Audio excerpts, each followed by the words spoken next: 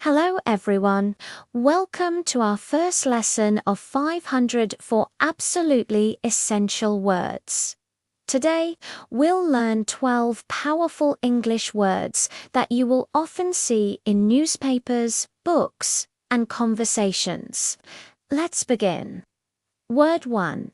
Abandon verb meaning, to leave completely, to give up. Example 1. The soldiers had to abandon their camp when the enemy attacked. Example 2. Because of the storm, the sailors abandoned the ship. Tip. Imagine someone running away and leaving everything behind.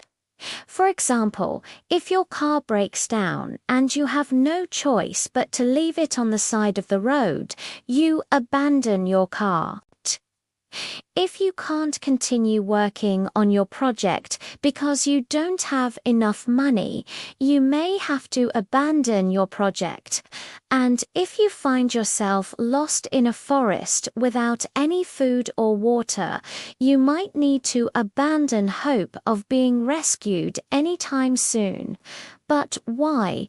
Because the verb abandon means to give up completely. It also means to leave somebody or something in this way. When you abandon something, you no longer have control over it. And because of this, it's usually associated with the idea of loss. That's why we use abandon to talk about giving up something that you really want.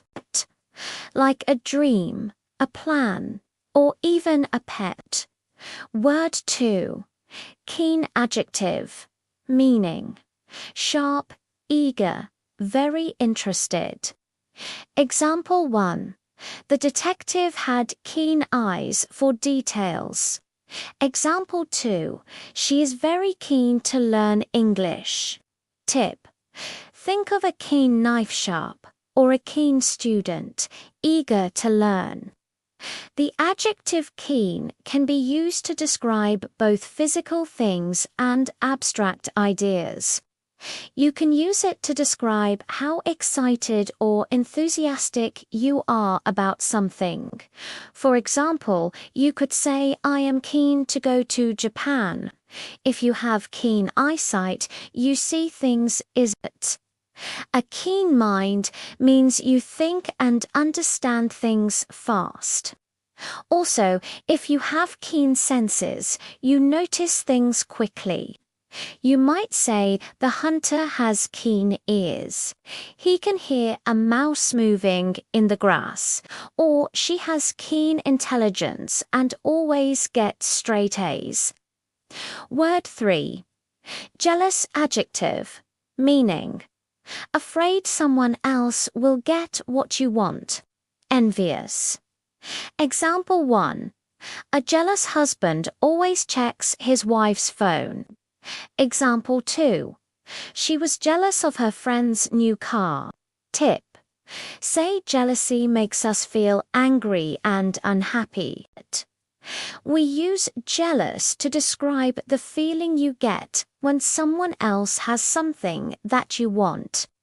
Maybe your best friend got an invitation to a party and you didn't. You might be jealous of your friend because now he's having fun and you're not. When you're jealous, you might do something crazy, like take your friend's phone away so he can't have any more fun. Or maybe you'll check all his messages to see who else is at the party. Being jealous isn't always easy to deal with, but talking about it can help you feel better. Word 4. Tact noun. Meaning. Ability to say the right thing at the right time. Example 1. It takes tact to explain bad news politely. Example 2. A good teacher speaks with tact. Tip. Think of tact as talking correctly. If you want to be a good communicator, you need to show tact. Tact means to say the right thing at the right time. People with tact know when to speak and when to listen. They know how to say things without causing offense or hurting others' feelings. For example, imagine that one of your friends has gained some weight. If you want to tell him about it, you should use tact. Don't shout at him, "You're fat." Don't make fun of him in front of other people. Just tell him privately that he looks a bit heavier than before and ask if everything's okay. Word 5. Oath noun, meaning a serious promise, a curse word. Example 1. He took an oath to tell the truth in court. Example 2. The angry man shouted an oath at the driver. Tip: an oath is like a promise you make to yourself. For example, if you promise to study English every day, you make an oath to yourself. When you make an oath, you promise to do something. Sometimes we swear oaths by putting our hand on a holy book. People often take oaths when they become president or when they go to court. When you swear an oath, you're promising to be serious and honest. However, sometimes an oath includes a curse word. People use these kinds of oaths to express strong emotions, usually anger. These are informal and can be offensive, so only use them when you're talking to close friends. Word 6. Vacant adjective. Meaning, empty, not filled. Example 1. The classroom was vacant after the lesson. Example 2. We quickly found a vacant seat in the cinema. Tip: think of vacant like vacation. No people around. When something is vacant, it's empty. For example, a house that nobody lives in is a vacant house. If a chair or a seat is vacant, it means nobody is sitting in it. You can also use vacant to talk about someone's face. If a person has a vacant look, it means they look like they're empty inside, maybe because they're sad or depressed. Vacant can also mean empty, as in having no meaning or purpose. For example, he gave me a vacant stare when I asked him what he wanted to eat. That is, he looked at me but didn't answer my question. Word 7. Hardship noun meaning. Something that is hard to bear, difficulty. Example 1. Many people experienced hardship during the war. Example 2. Losing his job was a great hardship for his family. Tip: hardship is a kind of hard work. In general, a hardship is a situation that's difficult to deal with. It's something that causes pain, suffering, or financial problems. For example, if your city experiences a natural disaster, such as a flood or a hurricane, you may face financial hardships. That is, you may lose your home, your job, and your personal belongings. So hardship is a noun and hard is an adjective. Word 8. Gallant adjective, meaning brave, noble, polite, especially to women. Example 1. The gallant soldier saved his friend's life. Example 2. He was gallant enough to open the door for her. Tip: gallant means showing courage and honor, especially toward women. A gallant person is brave and polite. A gallant action is brave and honorable. For example, a knight who rescues a princess from a dragon is a gallant hero. A gentleman who opens a door for his wife is a gallant husband. A gallant person is admired by other people because of his bravery and good manners. Word 9. Data, noun, meaning. Facts, information. Example 1. The scientists collected data for her research. Example 2. Your phone stores a lot of data. Tip. Data is plural. The correct form is data, not datum. We use data to talk about facts and statistics. It's information that can be collected and analyzed.